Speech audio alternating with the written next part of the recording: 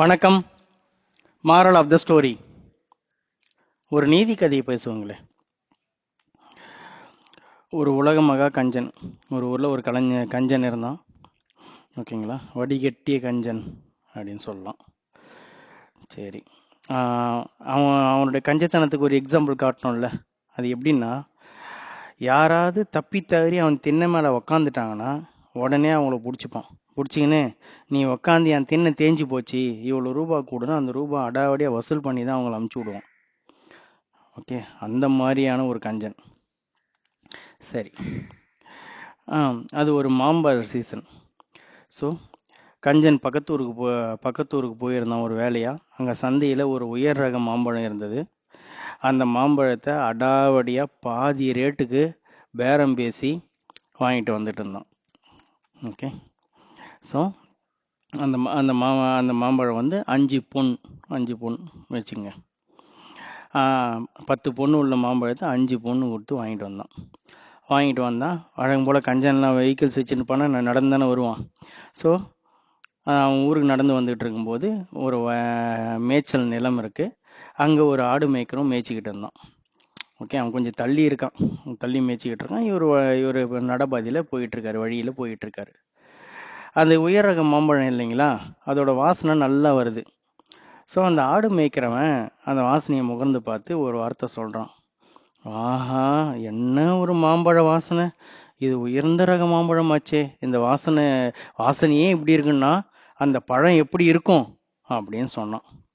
முடிஞ்சு போச்சுங்க. கஞ்சன் இதை கேட்டுட்டான். அப்படியே அவனை பிடிச்சினான். வாடா கச்சேரின்னா நீதிமன்றம், ஐ மீன் ஊர் பஞ்சாயத்து. தரன்னு இழுத்துன்னு போயிட்டு ஊர் பஞ்சாயத்து நிற்க வைக்கிறான். என்னான்னு சொல்கிறான். ஐயா, இது மாதிரி நான் உயர்ந்த ரக மாம்பழத்தை பக்கத்தூர்லேருந்து வாங்கின்னு வந்துன்னு இருந்தேன். வர்ற வழியில் அந்த மாம்பழத்தை இவன் மோந்து பார்த்தான். அதனால் என் மாம்பழம் கெட்டு போச்சு. அந்த மாம்பழம் 10 பொண்ணு. ஸோ 10 பொண்ணு குத்துன வாங்கின்னு வந்தேன். அந்த மாம்பழம் எனக்கு அதுக்கான பணத்தை இவனை கட்ட சொல்லுங்க அப்படின்னு சொன்னான். இவன் வாங்கினது 5 பொண்ணு தாங்க, ஞாபகம் இருக்கட்டும். சரி, இது விசித்திரமான கேஸாக இருக்குது. ஒன்றும் புரியல. ஊர் தலைவர்கள் ஒரு நிமிஷம் யோசிக்கிறாங்க. ரெண்டாவது, ஊர் தலைவர்னு இவனை பற்றி தெரியும். இவன் எப்பேற்பட்ட கஞ்சன் எப்படி அடாவடி அடிப்பான்னு தெரியும். ஒன்றும் புரியல.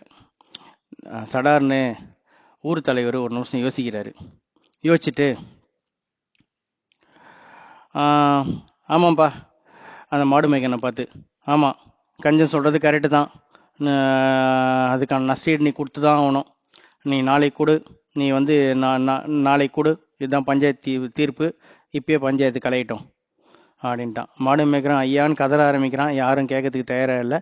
கஞ்சனுக்கு ஒரே சந்தோஷம், ஆஹான்ட்டு.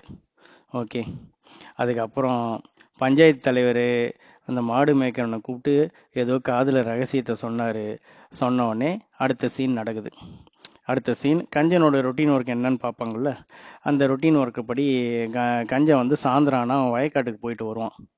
ஓகே, அந்த மாதிரி வயக்காட்டுக்கு போயிட்டு வர்ற வழியில் ஒரு செட்டப் பண்ணி வச்சுருக்காங்க. என்னென்னா, இந்த மாடு மேய்க்கிறவன் பொற்காசை எடுத்து ஒன்றா இப்படி தட்டி பார்த்து, பொண்ணுன்னா ஒரு சத்தம் வரும், வெள்ளின்னா ஒரு சத்தம் வரும். ஸோ அதை தரம் பார்க்கறது.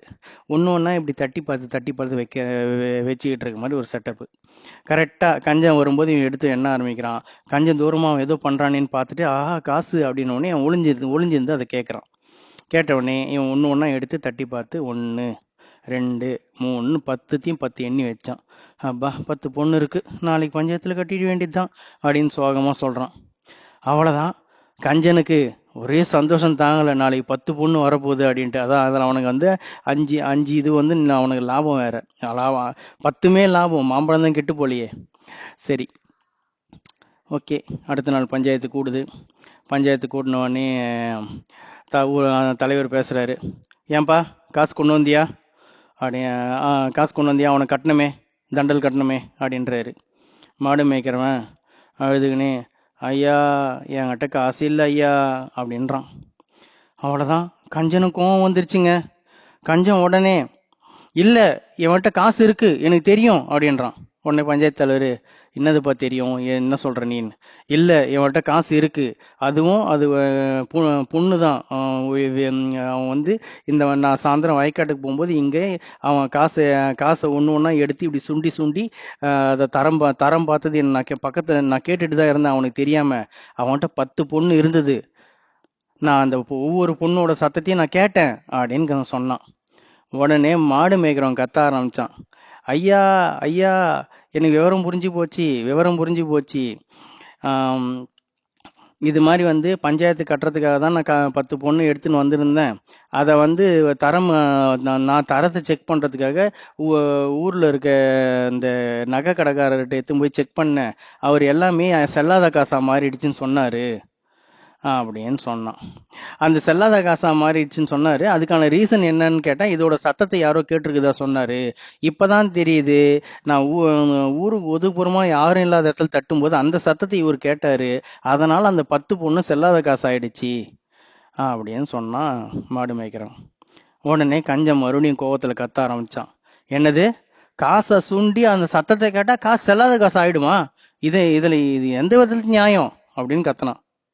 உடனே ஊர் தலைவர், ஏன்பா நீ கொஞ்சம் தூரமா அப்படி கண்ணு கட்டுற தூரத்துல போயிட்டு இருக்க, அந்த மாம்பழ வாசனை காத்துல வருது, அந்த வாசனையை முகர்ந்ததுனால உன் மாம்பழம் கெட்டு போச்சுன்னு அது நியாயம் பணம் இருக்கும்போது, அந்த சத்தத்தை கேட்டதுனால உனக்கு காசு கெட்டு போறது நியாயமா இருக்காதா அப்படின்னு சொன்னாரு. பாயிண்ட புடிச்சிட்டாருங்க. கஞ்சன் தலை குனிஞ்சிட்டான். கேஸ் வித்ட்ராவல் ஆயிடுச்சு. அது மட்டும் இல்லாம இவனை தேவையில்லாம உரண்டை இழுத்ததுக்கு அவனுக்கு தண்டலும் கட்ட சொன்னாங்க. அதாவது ஒரு 5 பொண்ணு வந்து நீ மாடு மேய்க்கணும் நஷ்ட ஈடு கொடுக்கணும்னு சொல்லி அதை கட்டவும் சொன்னாங்க. ஓகேங்க, இதில் மாறல்னருங்க ஜாலியான ஒரு கதை. மீண்டும் விவாதிப்போம்.